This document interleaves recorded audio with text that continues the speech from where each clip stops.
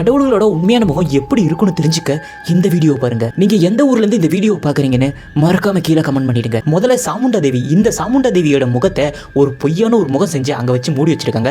இதை வருஷத்துக்கு சில டைம் மட்டுமே எடுக்கிறாங்க. அதுவும் ஒரு 5 நிமிஷம் மட்டும் தான் திறப்பாங்க. மற்றபடி எப்பவுமே மூட்டி தான் வச்சிருப்பாங்க. அந்த முகத்தை மட்டும் பார்க்கறதுக்கு பல லட்சக்கணக்கான மக்கள் வராங்க. வெறும் 5 நிமிஷம் தான் அந்த முகத்தையே திறந்து கட்டுறாங்க. இதுதான் உண்மையான சாமுண்டா தேவியோட முகமாமா. அவங்க முகம் உண்மையிலே இப்படிதான் இருக்குமாமா. ஒரு வாய், அவங்களோட 2 கண்கள்னு சொல்லிட்டு பார்க்கறதுக்கு ரொம்ப கோரமா, ரொம்ப வித்தியாசமா இருந்திருக்கு. ரெண்டாவது சிவபெருமானோட முகம். இந்த லிங்கத்துக்கு அபிஷேகம் பண்ணிட்டு இருக்காங்க. அதுக்காக சந்தனமும் தண்ணீரும் மேலே ஊத்திட்டு இருக்காங்க. அப்போ பார்த்தீங்கன்னா சிவனோட முகம் அதில் தெரிஞ்சிருக்கு. இதை பார்த்தீங்கன்னா ஒரு வயசனோட ஆளோட முகம் தெரியும். இதுதான் உண்மையில சிவன் முகம்னு பல சொல்றாங்க. எதை வச்சுன்னா சிவனோட பழைய போட்டோ, உண்மையான போட்டோன்னு சொல்லி பல போட்டோக்கள் இருக்கு. இந்த லிங்கத்தில் இருக்க முகமும் சிவனோட போட்டோன்னு சொல்லப்படுற பல போட்டோக்கள முகமும் ஒரே மாதிரி இருந்திருக்கு. அதனால தான் இது சிவனோட உண்மையான முகம்னு பலர் சொல்றாங்க. மூணாவது அனுமனோட முகம். இந்த முகத்தை யாருமே பார்த்ததே கிடையாதுமா. இந்த முகத்தை முழுக்க முழுக்க துணி போட்டு முடிச்சிருக்காங்க.